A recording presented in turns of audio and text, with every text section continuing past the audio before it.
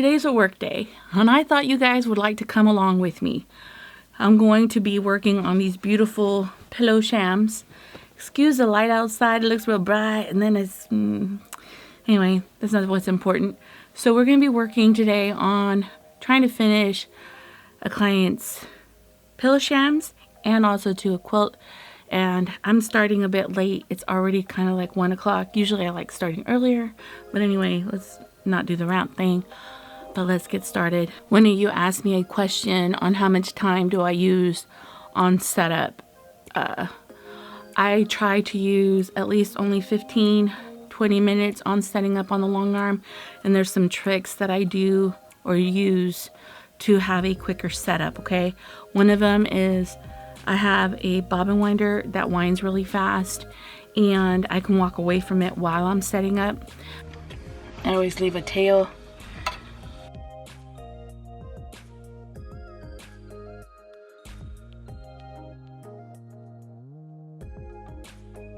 While I'm doing the bobbins, I'm also setting up my computer system and getting it ready for the machine, so I'm able to move back and forth while I'm doing this process. Another tip that I do to do my setup quicker, it's I do not pin on my leaders. I sew my leaders on. Sewing my leaders takes less than 5-10 minutes, if that, if it's a huge quilt, and usually it's because of me, because I put it on wrong, but it usually takes 5 minutes to put a leader on, and I sew them on, so that saves me a lot of time.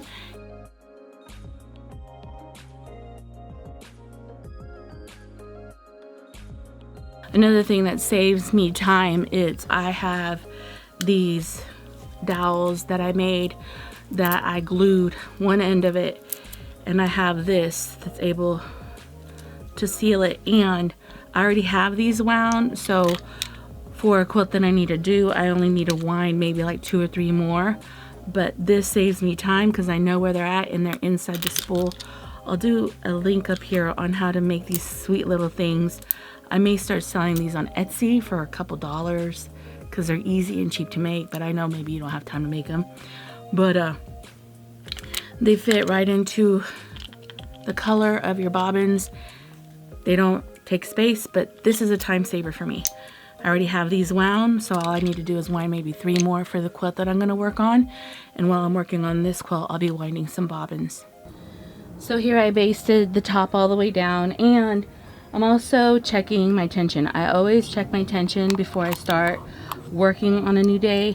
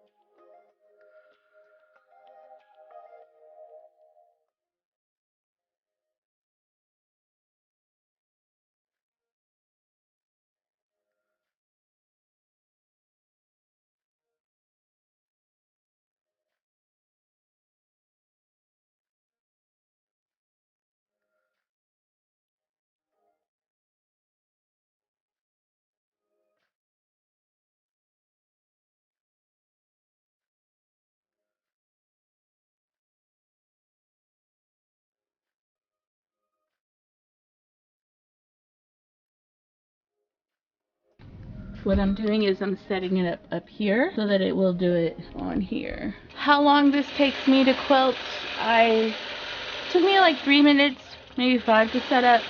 So on this one, there's more setup time because I have to baste these down, make sure they're square somewhat. And so it took me a good maybe 3 or 4 minutes to set up. And then I already done 3. This is my 3rd one. Let's see how long it takes to quilt it.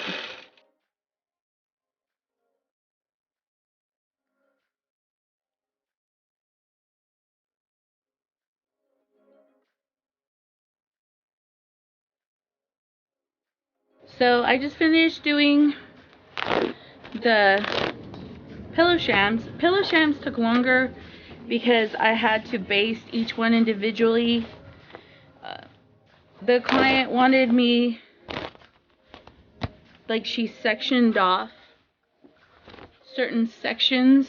So here's a section, here's the section. What I did is I sewed all these together, so it made one big strip. Let's say 25 minutes each, including the basting. So what, I just spent maybe an hour and a half on these. Now I'm gonna do another quilt. I always sew my leaders on. I'll post the video up here somewhere. I always baste sew. In all my Juki 210, the basting stitch is 6. Literally, it takes less than 5-10 minutes. I remember when Gamel told me how to put the fabric. Oh, it was just a pain. Literally, to set up took twice as long than it took to quilt one quilt. So it took me 5 or 6 minutes to sew the leaders on. I've gotten real good at sewing them. The back fabric to the leaders. I line up I numbered all the leaders. I'll show you what I mean by that. And then I start rolling the bottom bar.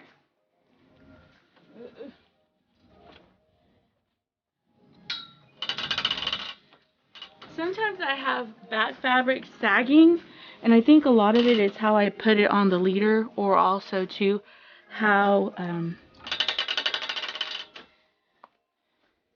rolling it on this bar. So I make sure that I maintain the tension, because you kind of want this beautiful tight tension like this. Now that I buy batting by size, it helps me save time, because I'm not having to unroll and cut and measure that way, because it's already done for me.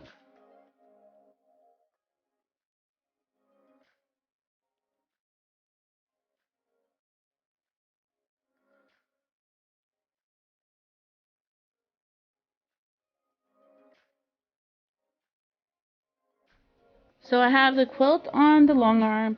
I have basted the top and I have maneuvered it. Now I need to measure.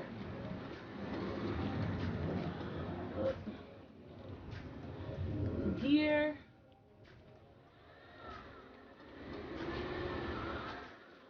to here to here to here. I keep it here so I have my measurements, and then I measure the whole quilt to see how long it is.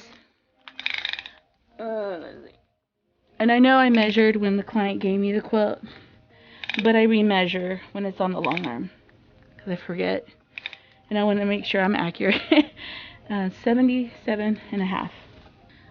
So every change of thread, I recheck the tension. So I just finished row 1 on the quilt and rolled it, and I timed it. I started at 4:18 and it's 4:35, and it finished row 1. I'm just rolling it right now, and I'm gonna reset it up so it's at 4:37. So let's keep going. So I spray starched it because it has a lot of triangles. I'm on row 3. I just rolled it up, and then I'm gonna set it up on the computer. Then I want to make sure that my design doesn't go off this border. And sometimes this process takes a little bit longer than just the quilting itself. And the reason is I'm ironing, making sure everything is sitting right.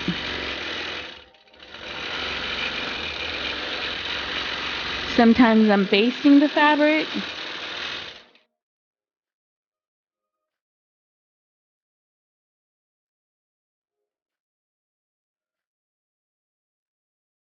Make sure there's a straight line here.